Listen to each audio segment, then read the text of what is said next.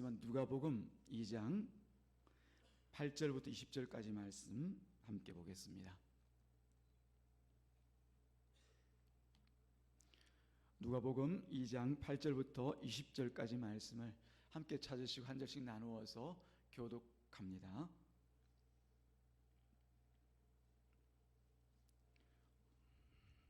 다 찾으신 줄 알고요. 아직까지 못 찾으신 분들은 자막을 참조하시면서 한 절씩 나누어 교독합니다. 8절을 제가 먼저 읽습니다. 그 지역에 목자들이 밤에 밖에서 자기 양떼를 지키더니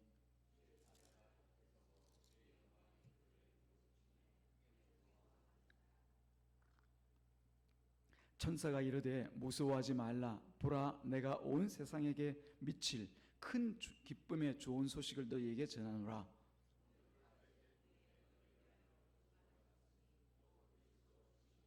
너희가 가서 강보에 쌓여 구유에 누워 있는 아기를 보리니 이것이 너희에게 표적이니라 하더니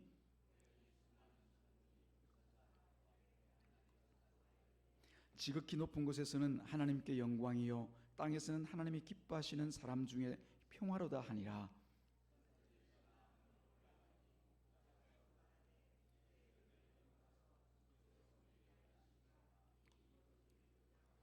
빨리 가서 마리아와 요셉과 구유에 누인 아기를 찾아서 듣는 자가 다 목자들이 그들에게 말한 것을 놀랍게 여기되 함께 읽습니다. 목자들은 자기들에게 이르던 바와 같이 듣고 본 그 모든 것으로 인하여 하나님께 영광을 돌리고 찬송하며 돌아가니라. 아멘. 하나님 아버지, 이 시간 우리 주님 함께 하셔서 친히 이 땅 가운데 오신 그 놀라운 기적과 표적들을 다시 한번 생각하고 돌아볼 수 있도록 말씀을 주시니 감사합니다. 이제 또 누가복음 2장 8절부터 20절 말씀을 통하여 주의 귀한 일과 주의 법과 주의 일들을 우리가 생각하고자 할 때 성령님 함께 하셔서 주의 뜻을 밝히 알 수 있도록 도와 주옵소서. 전하는 자와 듣는 자가 함께 하오니 주님 긍휼히 여겨 주옵소서. 감사하신 우리 구주 예수님의 이름으로 기도드리옵나이다. 아멘.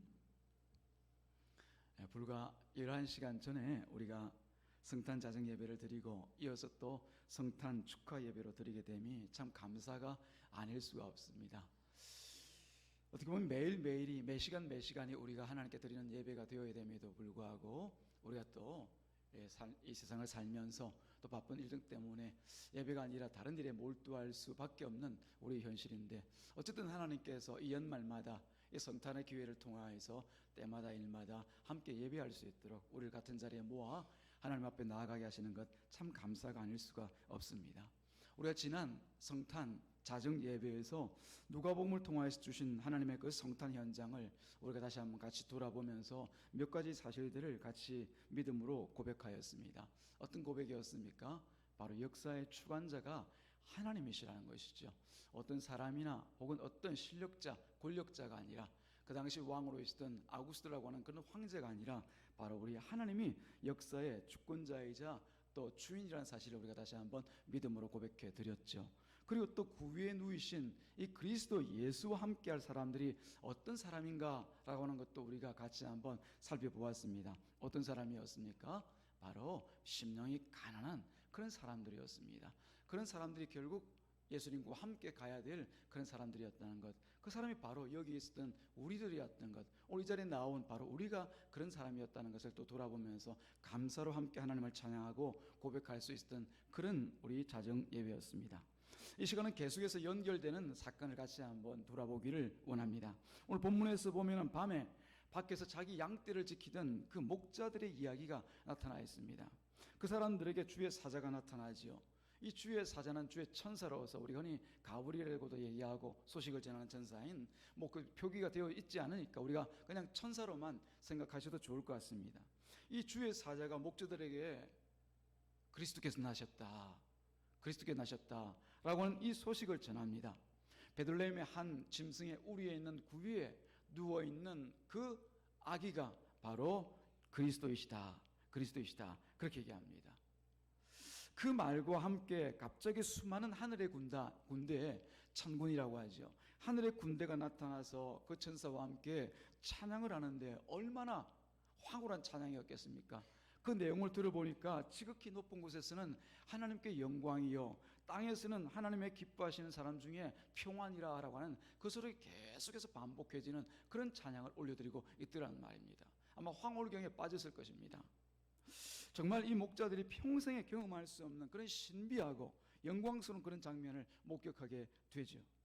여기서 우리가 이런 질문을 한번 해볼 수가 있습니다. 아마 성경을 그냥 통독을 하느라고 급히 읽다 보면 보지 못할 장면들을 때로는 정독을 하면서 우리가 보게 되어지죠. 어떤 장면이냐 하면은 왜 목자였을까라고 하는 거죠. 그 동시대를 살아가는 많은 사람들이, 목자 외에도 많은 사람들이 있었을 것임에도 불구하고 왜 하필이면 목자인가라고 하는 겁니다. 여러분들은 궁금해하지 않으셨을지 모르겠습니다. 저는 참 궁금하더라고요. 왜 목자일까? 그리고 또 다른 성경에 보면 동방박사 이야기도 나오죠. 왜 동방박사일까? 라고 하는 그런 궁금증이 생기는데, 오늘은 목자에 좀 집중해서 우리가 볼 수 있었으면 좋겠습니다. 그 당시에는 물론 직업에 귀천이 있는 그런 때입니다. 지금이야 귀천이라는 것이 없지 않습니까? 어떤 직업이든지 열심히 노력해서 살면 그 직업 자체가 귀한 것입니다. 그 사람 자체도 귀한 것이고요. 근데 옛날에는 사람이나 직업이나 다 귀하고 천한 것들이 따로 있었습니다. 그 당시에 소위 계층이라는 것이 있어서 신분에 따라서 사람이 대접을 받고 또 자기 직업에 따라서 사람들에게 있어서 이런저런 취급을 받던 그런 때입니다. 그런 의미에서 이 목자는 가장 천하고 가장 낮은 계층에 있었던 사람이었다라고 볼 수가 있습니다. 그래서 사람들의 무시를 받던 사람이 바로 이 목자인 것이죠. 우리나라도 천민이라고 해서 그런 몇몇 계층에 있었던 사람들 우리가 생각해보면 알 수 있지 않습니까? 불과 얼마 전까지만 하더라도요. 그 사람들이 바로 이 목자입니다. 당시 주류라고 할 수 있는 종교 지도자들을, 그리고 정치 지도자들, 이 사람들의 삶이나 신앙의 수준하고는 현저하게 떨어진다고 밖에 볼 수 없는 그런 사람들이 바로 이 목자입니다. 여기서 우리 한 가지 질문해 볼 수가 있죠. 만약 하나님께서 정말 이 예수님께서 나신 이 소식, 우리가 복음이라고 하죠. 이 복음의 소식을 효과적으로 전하고자 하였다라고 하면은 그만큼 사회적으로 파급력이 있고 영향력이 있는, 세상 사람들에게 소위 말하기 좋은 스피커가 입이 큰 사람들, 그 사람들을 통하여서 아마 전하고자 하시지 않았겠느냐라고 하는 것이죠. 그럼 찾아가야 될 사람이 누굽니까? 당시 유력한 바리새인이나 혹은 서기관과 같은 종교 지도자들, 대제사장과 같은 사람들, 혹은 왕이나 이런 사람들을 찾아가서 그 소식을 알 수 있도록 알려주는 것이 먼저였지 않겠는가라고 하는 거죠. 성경에 박식하고 배움도 많은 이 바리새인이나 스승과 같은 사람이라고 하면은 훨씬 낫지 않겠느냐라고 하는 질문을 우리가 해볼 수가 있죠.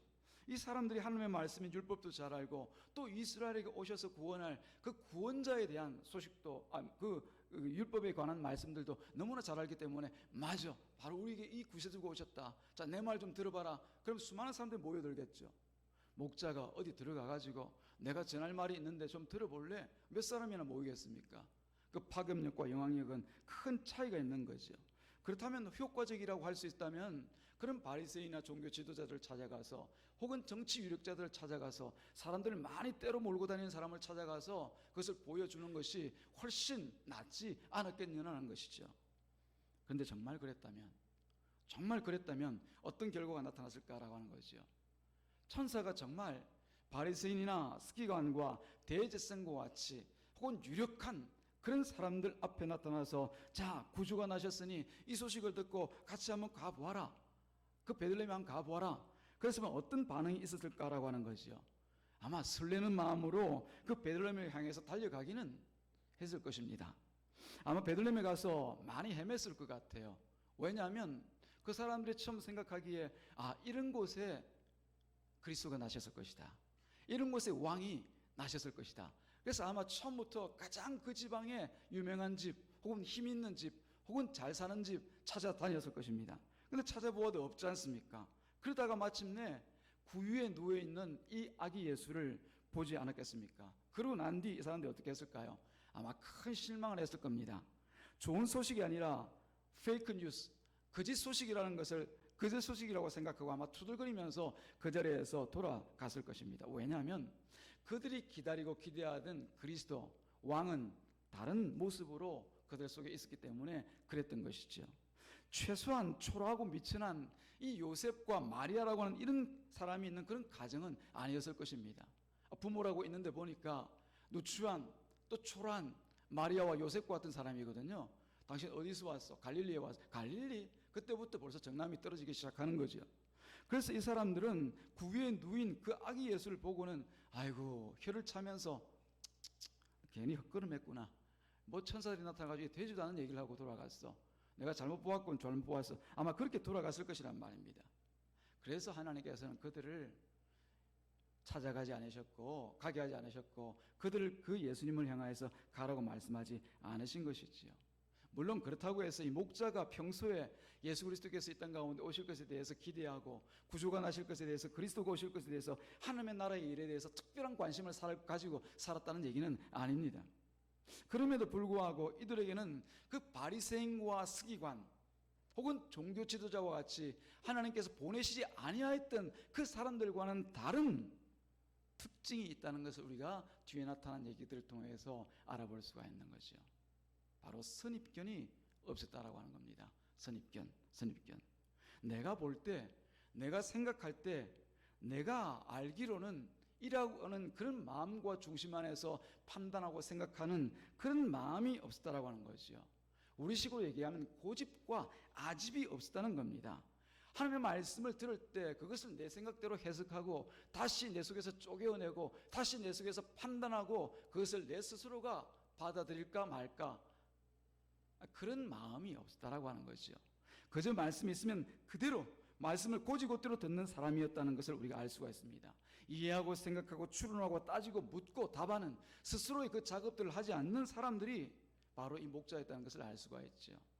하나님께서 말씀하시면 천사들 통하여서 말씀하실 때 베들레헴에 한 아기가 있는데 그 아기가 바로 너희들이 고대하고 기대하던 그 그리스도다라는 말을 듣지 그냥 그 말만 듣고 가는 거예요. 가서 보니까 그 아기가 있으니까 보니까 그 아기를 보고 아 그런가 보다 받아들이는 거죠. 판단하지 않는 거죠. 이 아기가 진짜 맞나 아닌가. 어떻게 이 부모라고 하는 사람들이 이렇게 초라해. 하필 누워있는 곳이 왜 구유야 구유. 이런 생각으로 따지지를 않았다는 것이죠. 그저 하나님의 말씀을 듣고 아멘 하는 사람이 이 목자와 같은 사람이었다는 겁니다. 그런 사람의 대표격으로 하나님은 이 목자를 택하여 찾아가서 큰 기쁨의 복된 소식을 전하고 있는 것이죠. 우리들도 아마 느끼는 바가 있어야 될 줄 압니다.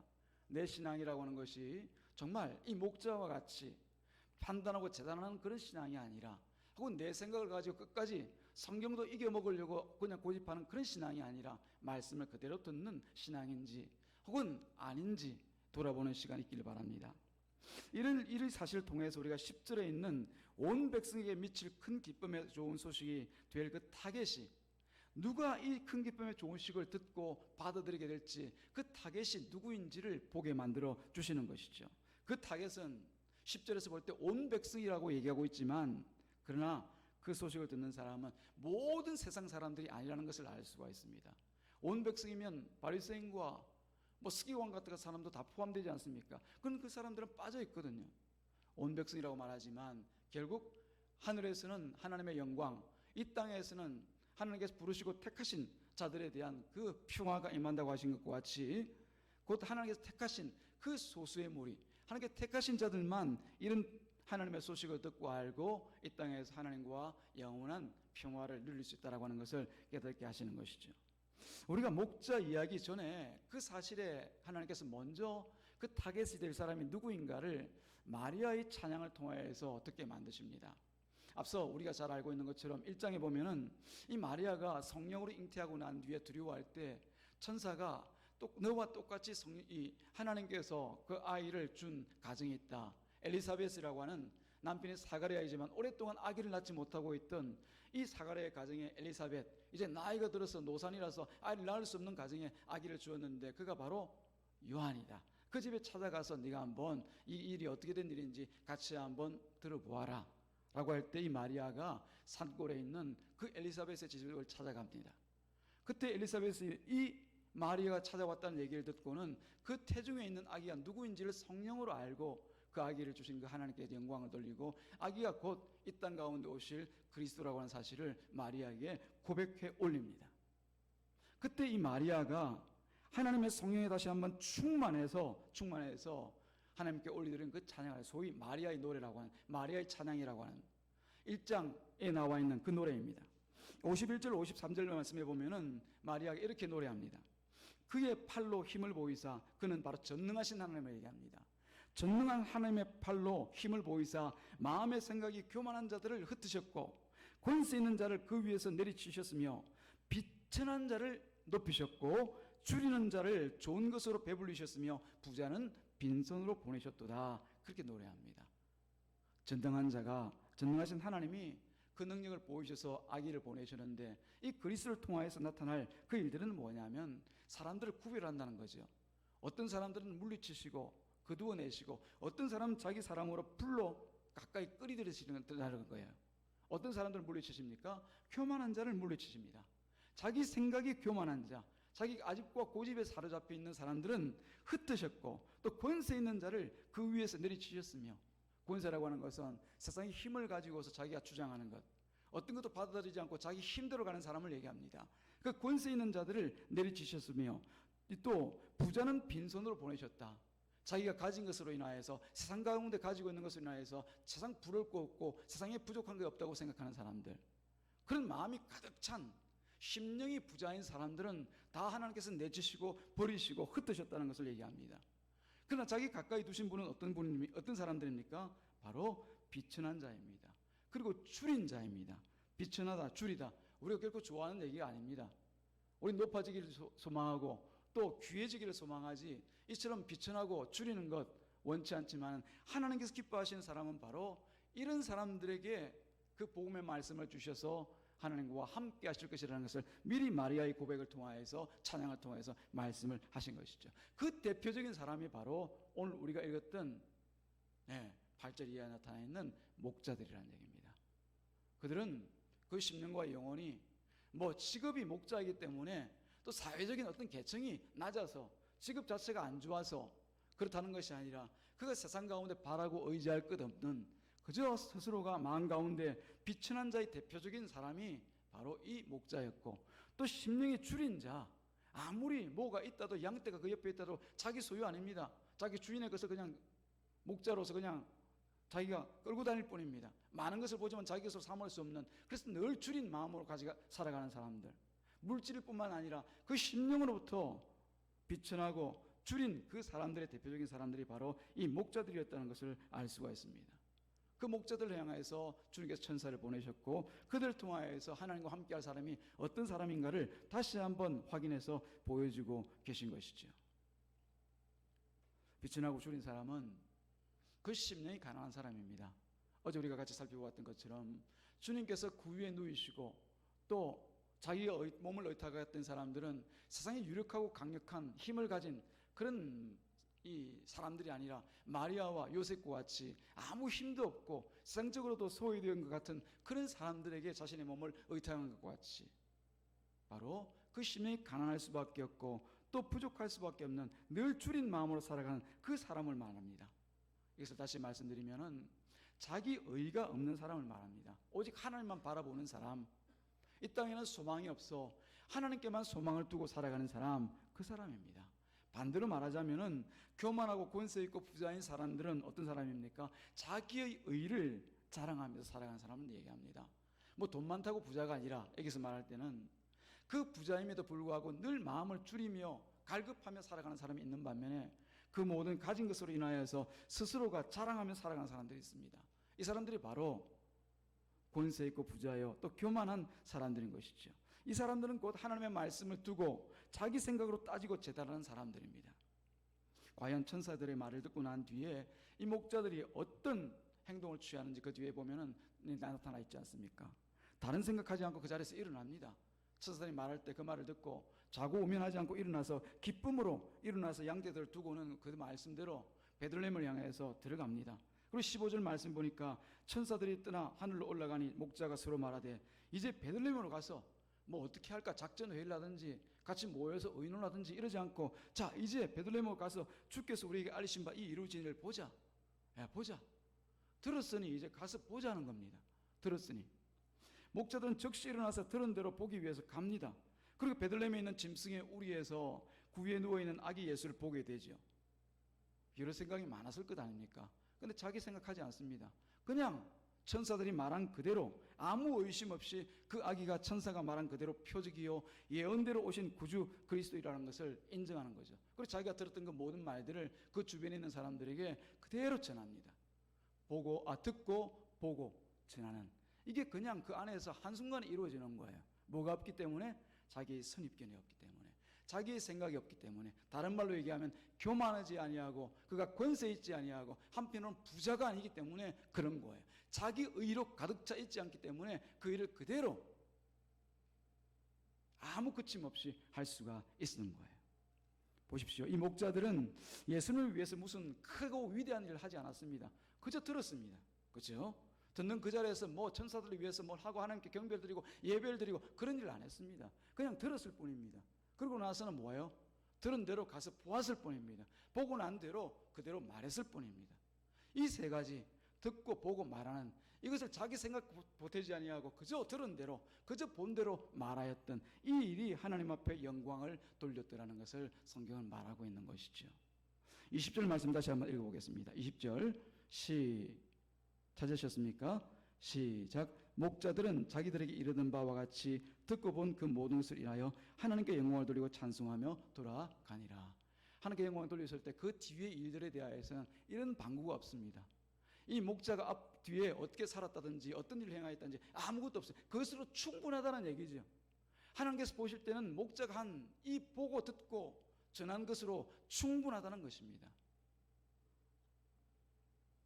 과연 하나님께서 부르시고 택한 자는 듣고 보고 믿는 것으로 충분합니다. 즉 하나님의 말씀을 듣고 보게 하시는 것들을 그대로 보고 그대로 믿는 것으로 하나님의 백성들에게 부족함이 없다는 말을 하고 있습니다. 사랑하는 여러분, 어제 이어서 우리가 하나님과 함께하는 신자들 혹은 하나님과 함께하는 그 사람들이 어떤 사람들인가를 우리가 성탄주의를 지나면서 같이 살펴보고 있는데, 예수님께서 오신 것은 우리가 뭐 왔다 안 왔다 이것을 증명하기 위해서 시간을 크게 보내는 거 크게 유익하지 않습니다. 이미 오신 분을, 성경에서 이미 오셨다고 말씀하시는 분을 왜 오는지, 이게 역사적인 사실이다, 어떻게 오셨다, 누구를 통해서 오셨다, 몇 날 며칠 몇 시에 오셨다, 이걸 증명하는 거 그게 중요한 것 아닙니다.